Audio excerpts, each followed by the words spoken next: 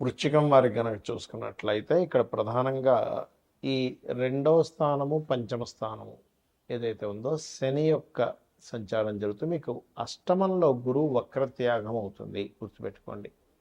ఎప్పుడైతే అష్టమంలో గురువు యొక్క వక్రత్యాగం అవుతుందో మార్చి 11వ తేదీ నుంచి జూన్ 1వ తేదీ వరకు అష్టమంలో ఉంటాడు. దాని తర్వాత భాగ్యస్థానంలోకి వస్తాడు జూన్ 2 నుంచి.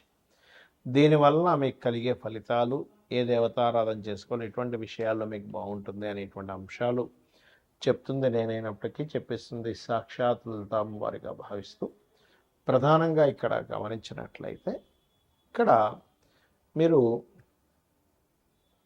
ఎప్పుడైతే ఈ జూపిటర్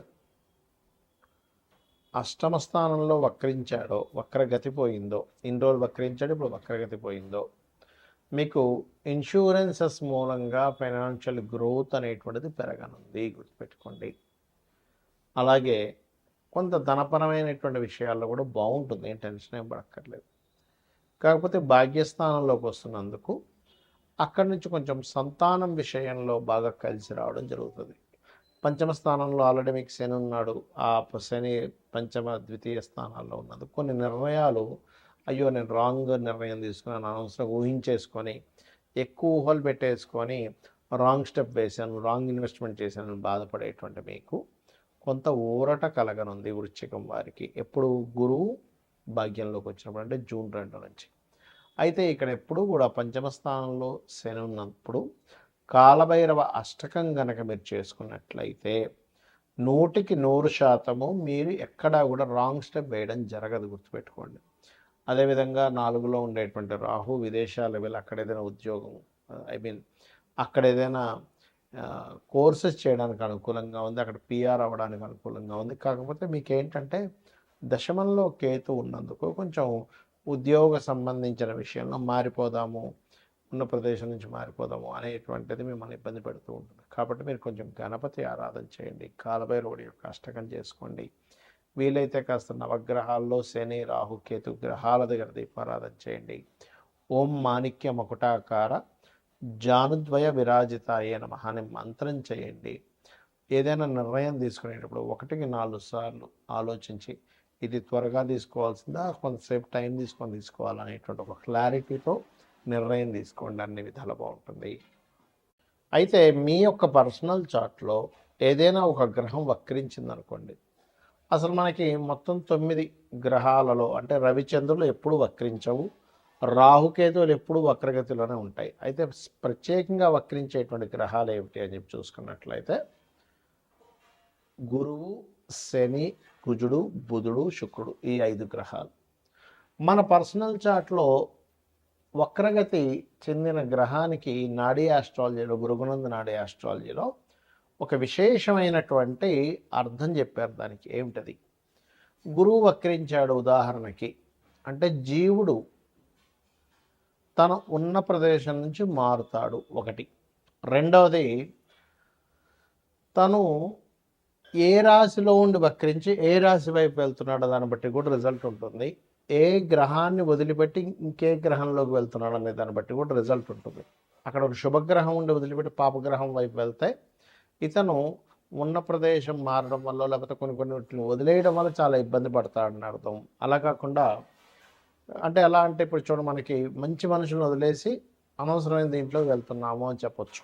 ఏది శుభగ్రహంతో ఉన్నటువంటి గురువు వక్రించి పాపగ్రహం వైపు వెళ్తే.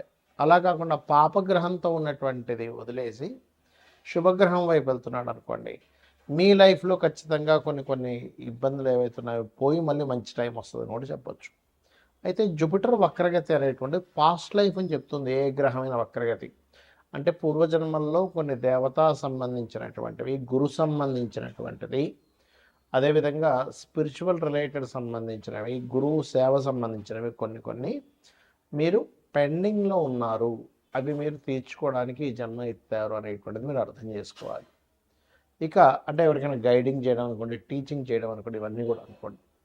ఇక రెండవది, శని గనక వక్రించాడు.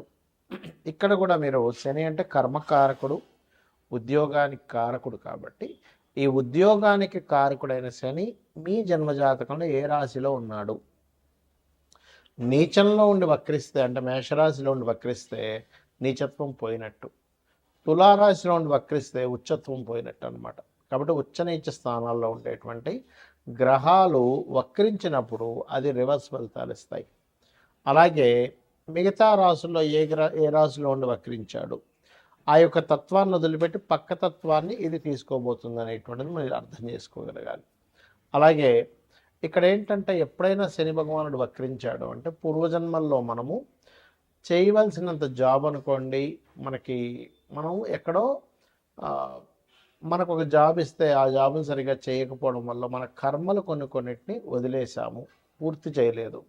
ఆ కర్మలు కంప్లీట్ చేయడానికి ఈ జన్మలో పుట్టాము. అందుకే ఎవరైనా శని వక్రించినప్పుడు అది ముఖ్యంగా డియోల్ సైన్ వెళ్ళినప్పుడు డియోల్ కారకుడితో కనెక్ట్ అవుతున్నప్పుడు రెండు జాబులు చేస్తారు. అది ఇక మరొక విషయం ఏంటంటే ఇక్కడ ఉన్న ప్రదేశం నుంచి ఇతర ప్రదేశాలకు వెళ్తే వీళ్ళ యొక్క కెరీర్ బాగుంటుంది అనేటువంటి సంకేతం మీ జన్మజాతకంలో కనుక శని వక్రించాడంటే.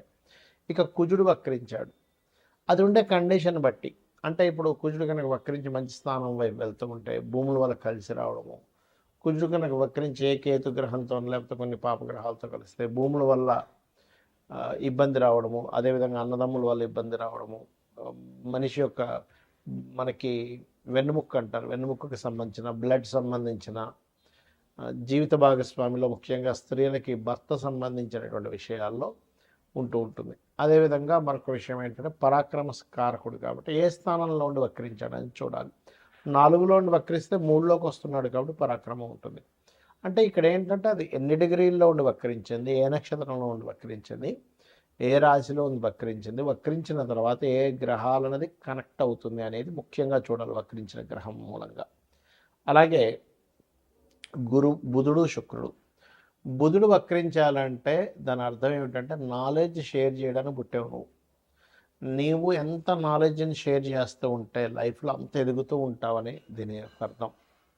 అదేవిధంగా పూర్వజన్మల్లో కొన్ని రిలేషన్స్ పోగొట్టుకొని మరలా ఆ రిలేషన్స్ కనెక్టివిటీ కోసం ఈ జన్మ ఎత్తడం జరుగుతుంది. బికాజ్ ఆఫ్ బుధుడు ఇస్ రిలేషన్స్ కారకుడు, ఇది ప్రధానంగా గుర్తుపెట్టుకోవాలి. ఇక శుక్రగ్రహం ఎప్పుడైనా సరే గుర్తుపెట్టుకోండి, శుక్రుడు భార్యాకారకుడు, ధనకారకుడు.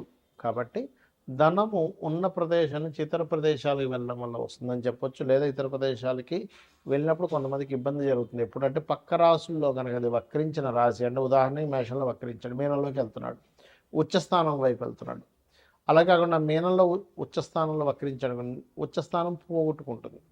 అదేవిధంగా ఏ రాశిలో అయినా శుక్రుడు వక్రించినప్పుడు ఆ వెనక రాశిలో ఉండే ప్లానెట్ ఏమిటి, ఆ వెనక రాశిలో ఉండే ప్లానెట్ యొక్క స్థితి ఎలా ఉంది కూడా చూసుకోవాలి.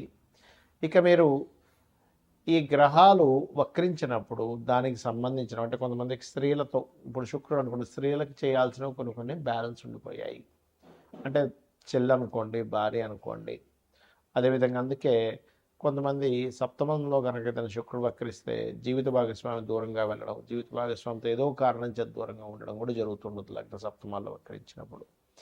ఇక ఇవన్నీ ఒక ఎత్తు అయితే మీ పర్సనల్ చార్ట్లో మనం గోచార ఫలితాలు ఎలా అయితే చెప్పుకుంటున్నాం, పర్సనల్ చార్ట్లో ఉండేటువంటి లగ్నం నుంచి 12 భావాధిపతులు ఎలా ఉన్నాయో చూసుకోవాలి. అంతేగాని ఎల్నాటి శని వల్లే నాకు ఇబ్బంది వస్తుంది, కాల్సపు దోషం వల్ల ఇలా వస్తుంది అని అనుకోవడం కాదు.